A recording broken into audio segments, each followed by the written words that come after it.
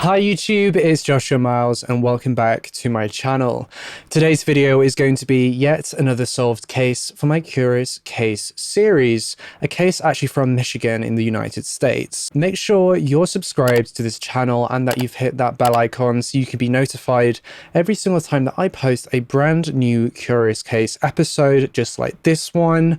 But before we delve into this video though, I'd just like to give a massive thank you to the people over at Magellan TV for partnering up with me to bring you today's episode. It's brands like Magellan TV that make episodes like this possible, and I implore you to go click the link at the top of the description or the link in the pinned comment and go give them some support for helping keep this channel afloat. I've spoken about Magellan TV countless times before on this channel, and it is honestly one of my favorite ways to wind down before bed in the evening by just putting on one of the many documentaries in their massive collection.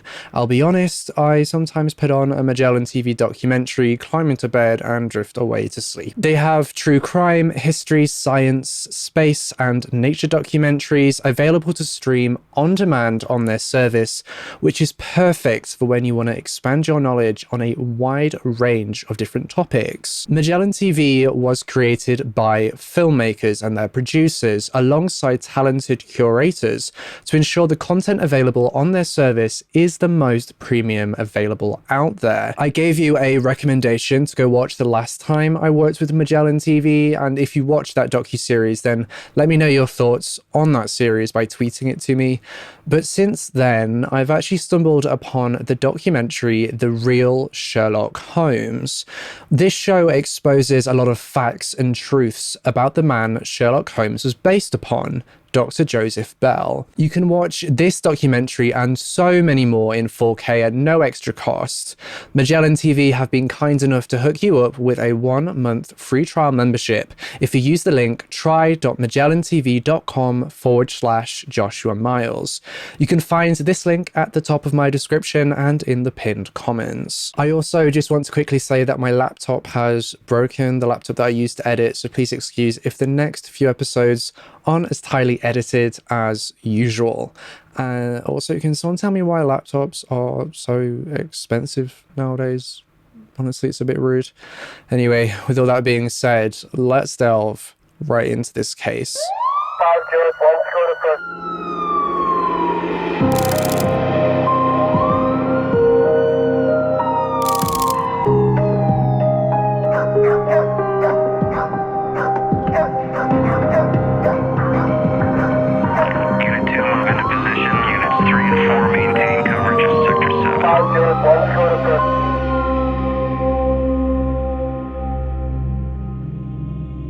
We sadly oftentimes hear of cases where a patient is killed by their doctor, whether intentionally or accidentally, but it's very rare that we stumble upon a case where the opposite occurs, a doctor murdered by their patient. In today's episode, in a tragic tale of mental illness, paranoia and murder, we're going to be going through the case of Dr. John Kemink and what exactly happened in the lead up to his death in 1992. John Kemink was born on Sunday the 4th of September 1949 in Muskegon, Michigan, the United States.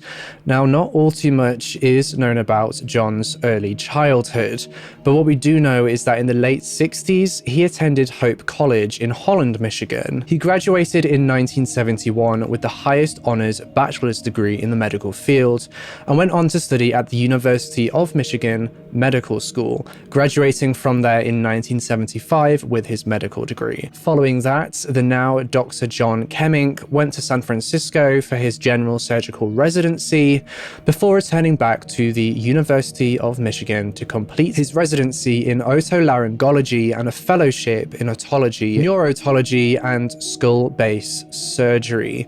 In 1981, Dr. John started work as an instructor at the university and quickly became an assistant professor in 1982, associate professor in 1986, and then in 1991, he became a full professor with tenure. Over the course of his medical career, according to the University of Michigan website, Dr. Kemink authored more than 100 scholarly publications in medical journals and books, edited a textbook, and served on the editorial review boards of 6 medical journals. He had been a co-investigator on NIH-funded cochlear prosthesis research since 1985 and was called upon on 2 occasions to testify before congressional appropriations committees regarding expanded funding for deafness and communications disorders. His honors and awards were many. Dr. Kemink received the 1987 Program of the Year Award from the University of Michigan Hospitals for the cochlear implant program. He was selected for the Gallens Faculty Honorary Award from 1990 to 1992 and was awarded the American Academy of Otolaryngology Head and Neck Surgery Honor Award in 1990. Most recently, in February 1992, Child magazine named him one of the 10 best pediatric specialists in America, and Hope College honored him with its Distinguished Alumni Award. Going back to 1986, Dr. John successfully performed one of Michigan's earliest cochlear implants. His patient had unfortunately been involved in a car accident in 1970, which sadly left him deaf. The patient had almost lost hope of ever hearing again, and 16 years after losing his hearing, Dr. John changed his life with the cochlear implant surgery. Dr. John performed this life-changing surgery on a multitude of patients, including at least 45 children. In the early days of the surgery, before health insurance providers covered cochlear implants, Dr. John actually waived the surgery fee, which was between $10,000 and $25,000 for his patients. Dr. John was described as being a fun and nice person who always made his patients feel at home. He was viewed as more of a friend than a doctor to the people he cared for. Another one of his patients, Linda Rotramel, was a Plymouth mother and substitute teacher who suffered from Meniere's disease. This disease caused inner ear imbalances that make you uncontrollably vomit, dizzy, and gives you ringing in the ears for as long as 12 hours. The episodes are completely devastating to those who have the illness, and for Linda, she had suffered from the disease for 15 years. She'd actually tried a multitude of medications that appeared to have cured her illness twice, but it always came back. That was until she underwent a delicate operation to fix a nerve in her ear by a doctor who was trained under Dr. John. Dr. John being the one who pioneered the technique. These are just a few examples of the many people's lives that Dr. John changed for the better. Another one of his patients came to him in 1989 with an inner ear imbalance disorder. This patient was 65-year-old Chester Lee Posby. Unfortunately for Chester, his treatment wasn't quite as straightforward as some might assume. He underwent a series of medications to try and aid in his inner ear imbalance, but his lack of recovery and reactivity to the medications that were known to work baffled the specialists that he had seen. Sadly, Chester's illness continued to get worse and worse, and his episodes became more and more severe. On the 18th of June 1992, during a routine appointment that a now 68-year-old Chester had with Dr. John, he informed the doctor that he had actually developed a pain in his ear on top of the other symptoms that the imbalance caused him. This was of particular concern to Dr. John, as such a sudden development of an ear pain could be signs of trouble. So Dr. John told Chester to see how the pain develops over the next month until the next routine appointment, but also told him to phone up the practice if it gets any worse. On Tuesday, the 23rd of June 1992, Chester phoned up and booked an emergency appointment at the practice where his doctor, Dr. John, worked. He told the receptionist that his ear pain had gotten much worse, and he was getting very concerned. happened. An emergency appointment was then squeezed in and booked for Thursday the 25th of June at just after midday. Chester had arrived at the practice early, and at 5 minutes past midday, he was called from the waiting room into the first floor examination room where Dr. John was waiting. Just a mere couple of seconds after Chester had entered Dr. John's office, staff working at the practice heard a series of bangs. The staff would later testify that it sounded as if some of the medical equipment had fallen over and perhaps broken. Nurses rushed to the sound of the suspected toppled medical equipment, hoping that nobody had been injured as a result of it falling over. After all, medical equipment is very heavy. But when the nurses arrived at the door of Dr. John's office, nothing would prepare them for the nightmare they would see inside. The nurses actually passed Chester as he walked away from the room back down the corridor. Dr. John had been shot 4 times by a semi-automatic handgun in the head, shoulder, and abdomen. In the corridor just outside the room laid the gun that had been used in the attack. Unfortunately, despite the doctors and nurses' best efforts in saving 42-year-old Dr. John's life, one of the most talented doctors and one of the early pioneers of the life-changing cochlear implant technology, Dr. John heartbreakingly succumbed to his injuries and passed away at 12:38 p.m. Police officers were quick to arrive on the scene of the crime and managed to apprehend Chester as he left the medical practice. But why had Chester murdered Dr. John in cold blood? What was the motive? To answer those questions, we first have to take a look at who Chester Posby was. Chester Leo Posby was born on the 10th of July 1923 in Michigan. As with Dr. John, not much is known about his upbringing or early childhood. But what we do know is that he married his first wife considerably young, and he actually went on to have 2 children with his first wife, a son and a daughter, though the marriage soon fell apart and the couple subsequently divorced. At the age of 48 in 1971, Chester married his second wife in Nevada, though, as with his first marriage and despite their best efforts in the early 90s, Chester's marriage to his second wife came to an end and the couple divorced. Chester had worked as a car salesman at a Cadillac Peugeot dealership in Detroit for a number of years up until 1977, which is when he retired. In 1976, though, the year before he retired, he actually suffered a heart attack but ended up recovering. Following the separation from his second wife, he moved to an apartment in Clinton Township in Michigan, where he worked as a salesman at the start of 1992, 6 months prior to the murder. He had unfortunately lost all contact with his now adult children due to the divorce, and according to a neighbor, both of his separations were very messy. According to some sources, Chester's ear imbalance disorder put a massive strain on his family, causing many arguments between Chester and his ex-wives, and even led him to not being able to work properly.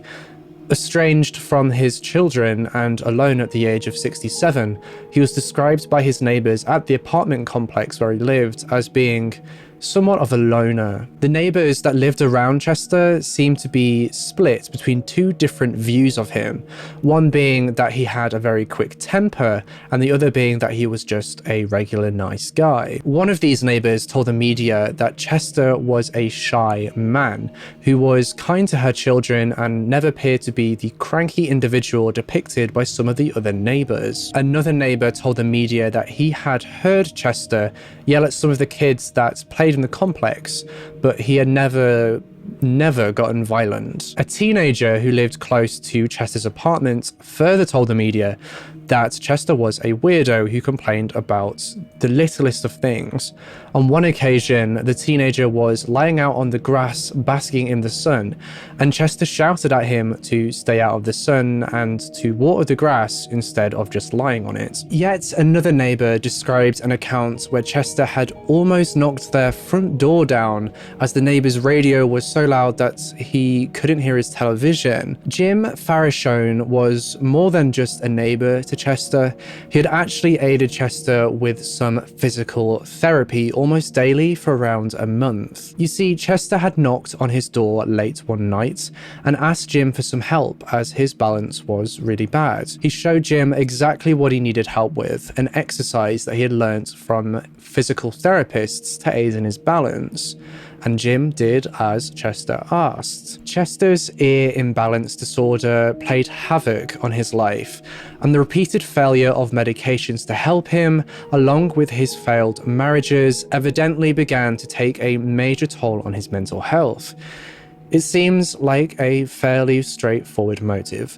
Was Chester angry and frustrated at his doctor for not curing his illness yet, and then took it out on him through murder?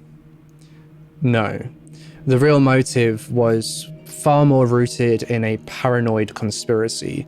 You see, Chester had previously undergone treatment by a different doctor called Dr. Proctor for his illness, but the treatment had sadly failed, and Chester had begun to believe that Dr. Proctor had deliberately damaged his quote-unquote balance nerve.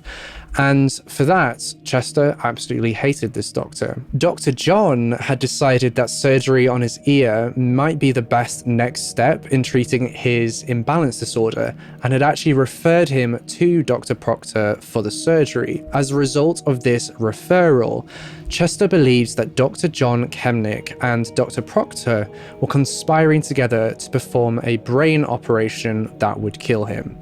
Chester didn't want to die and didn't want any of the other patients to die at the hands of a pair of doctors. And so, according to him, in an effort to bring the conspiracy to light and expose the truth of what he believed was going on, he decided to kill Dr. John. In the regular appointments that Chester had with Dr. John the week before the murders, when he had first complained about his ear pain, Chester had actually brought with him the semi-automatic handgun with the intent of killing Dr. John at that appointment, but he backed out at the last minute. He then managed to talk himself back into the murder and subsequently booked the emergency appointment where he murdered Dr. John Kemink in cold blood, quote, to protect other patients from harm, unquote. The trial against Chester, commencing in September of 1993, was a bit strange in my opinion.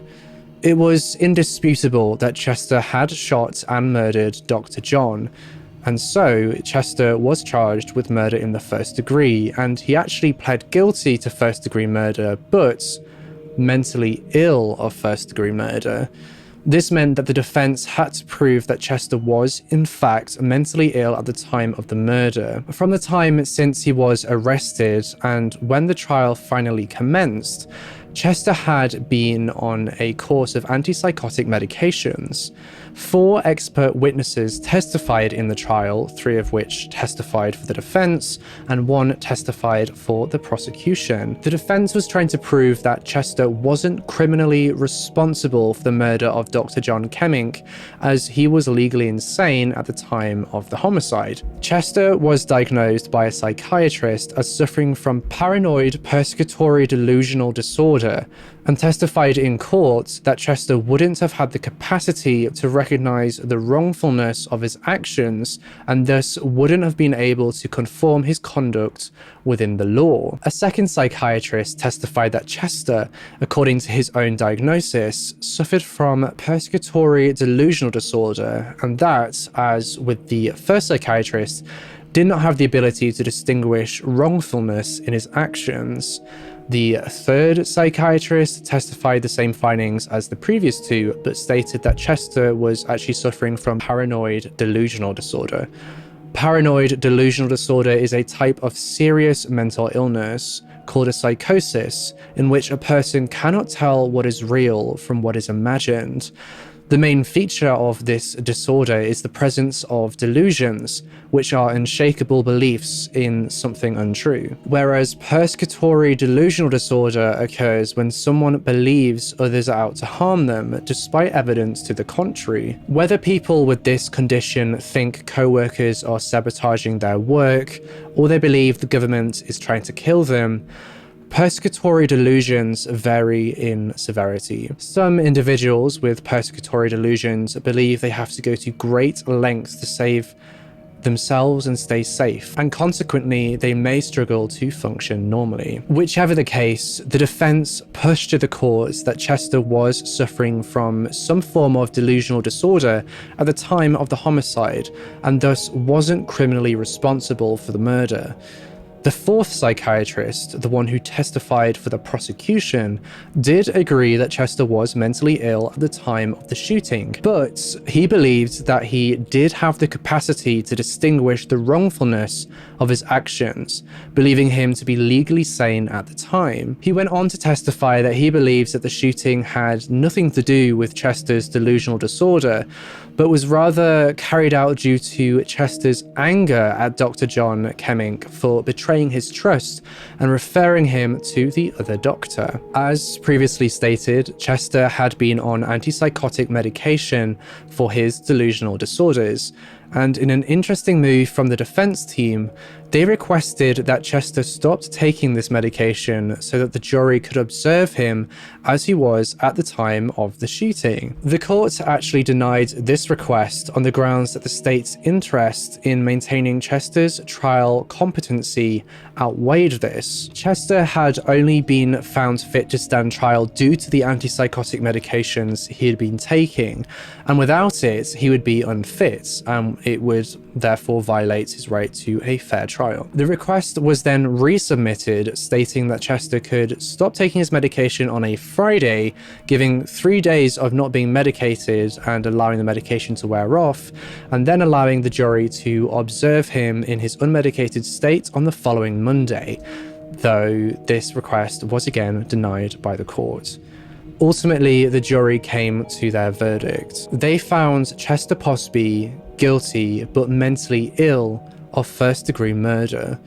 He was subsequently sentenced to life imprisonment without the possibility of parole. An appeal was then filed against the sentencing, as is Chester's right, seeking a reduced sentence due to Chester being criminally not responsible for the murder, but this appeal was ultimately denied. According to some sources, Chester Posby passed away behind bars on the 11th of July in 1998 at the age of 75. Dr. John Kemink was survived by his wife of 10 years, who was a nurse at the same medical center where he was murdered, though on the day of the murder, she was on maternity leave looking after the couple's newborn second child. Dr. John was also survived by his 6-year-old daughter. As previously mentioned, Child Magazine named Dr. John among the top 10 pediatric specialists in the United States. Now, interestingly, this isn't the only case where a patient suffering from delusions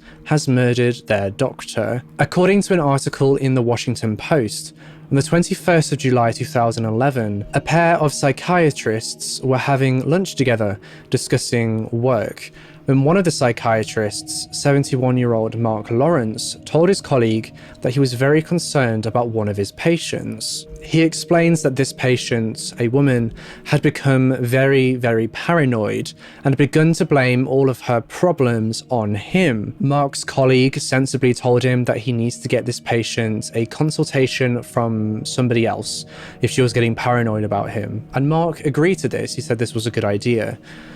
But not one day later, Mark Lawerence would be dead. His patient, who the media reported to have been called Barbara Newman, had turned up to Mark's family home at about 4:15 p.m. on the 22nd of July 2011. You see, Mark Lawerence was actually retired from clinical practice, but he still saw a handful of patients at his home office.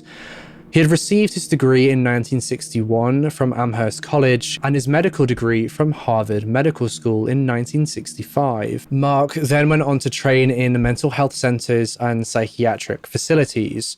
Following that, he began to teach workshops for therapists at a center which he co-founded in 1984. He was heavily praised by the medical community for his compassion in treating patients and in his medical practice.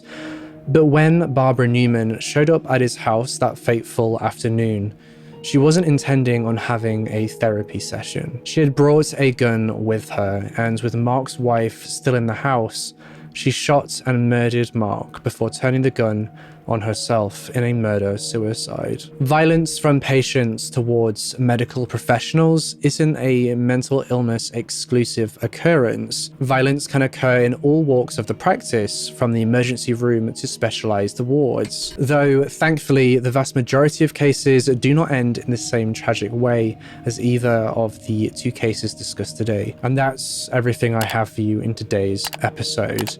Let me know what you think of these cases down in the comment section below. Today's episode is truly one of multiple devastations and multiple tragedies. Today's episode is a little bit shorter than my usual content due to my computer being broken, but don't worry, my longer episodes will be back very, very, very, very soon. Again, a massive thank you to Magellan TV for partnering up with me to bring you this episode. Make sure you show Magellan TV some love for supporting this channel and allowing me to bring you more episodes by clicking the link at the top of the description or the link in the pinned comment to get your 1 month free trial on their service. Make sure you're subscribed to this channel and you've hit that bell icon so you can be notified every single time that I post a brand new Curious Case episode just like this one. Also, jump over to my second channel and give a quick subscribe over there too if you want. You don't have to, I'm not going to tell you what to do. My social media handles are at It's Joshua Miles on both Twitter and Instagram. All my sources, as always, can be found in the description box down below. And with all that being said, I'll see you in the next case.